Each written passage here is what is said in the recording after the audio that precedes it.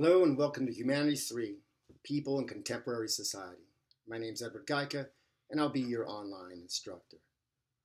I'm always curious as to why people choose to take the humanities, and I'm sure there are many reasons why you're taking the humanities. Everything from it fits my schedule, or it fulfills my requirements, to I simply can't live without studying the humanities.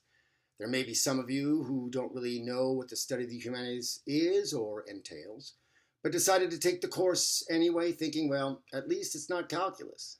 So what are the humanities? The study of the humanities, as the title implies, involves an exploration of what makes us uniquely human, what it is that distinguishes us from all other creatures, and allowed for our ability to think reflexively, to create the concept of a common humanity, or to understand what it means to be humane in our treatment of others, or to fight for human rights in our social and political spheres. In considering these questions, we often have to go back to recognize the seeds of our contemporary culture, and through a study of the arts as both a mirror and a headlight, so to speak, in a discovery of what it really means to be human in the 21st century. Due to the cognitive revolution, and as of yet unexplained mutation of our species, it is only the human animal that creates art, that can imagine a fiction, that can create a fantasy, or consider and think about concepts or things that do not exist. It's only the human animal that can move beyond physical vision and begin to envision. And it is only the human animal that shares this vision, this fantasy, this imagined fiction, or experienced moment through what we term art. Consider the word art itself, and how it forms other words, such as artifice, artifact, artificial. And in this regard, any art in whatever form or medium is an artificiality, thus the opposite of the natural. Art is the opposite of nature.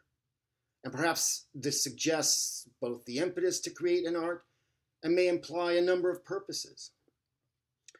As an impetus, it may be an attempt to come to terms with nature, ours, along with the natural, social, cosmic, etc. environment.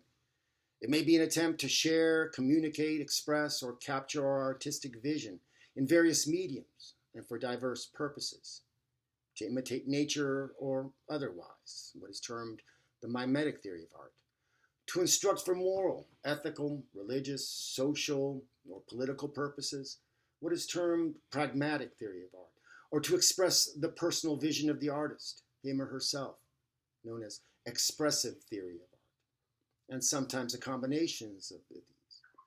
So we will explore this uniquely self-conscious act of creation, of expression, of communication, so as to better understand who we are as human beings and how we have arrived at our contemporary values and social constructs.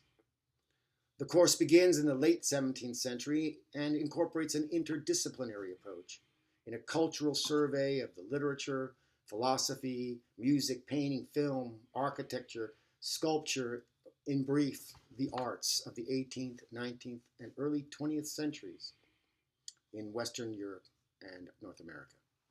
We will explore these arts in terms of the ideas and conditions that stimulated the artists and thinkers, and the contributions of their work toward the development of our contemporary culture.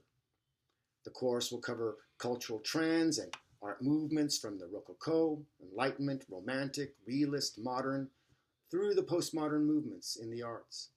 Various assignments throughout the courses ask you to make insightful connections between the particular characteristics of the arts we'll study and the philosophy from these movements, cultural currents, and shifts, connecting those with our own contemporary culture.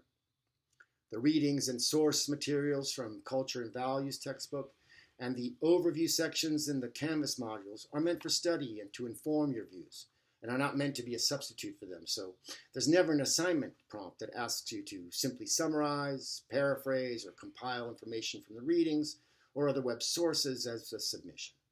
I am most interested in what you think and want to read your informed views and opinions rather than what the text, videos, or other things state. I think we'll be covering some very exciting concepts and hopefully discovering our sense of who we are, where we have been, and where we may be heading. Please email me with any questions, issues, or concerns in regard to the course. I'm here to help you succeed, and I'm really rooting for you. going to be available to you, and we'll have a lot of interaction, I hope. So good luck with everything, and I'll see you online. Take care.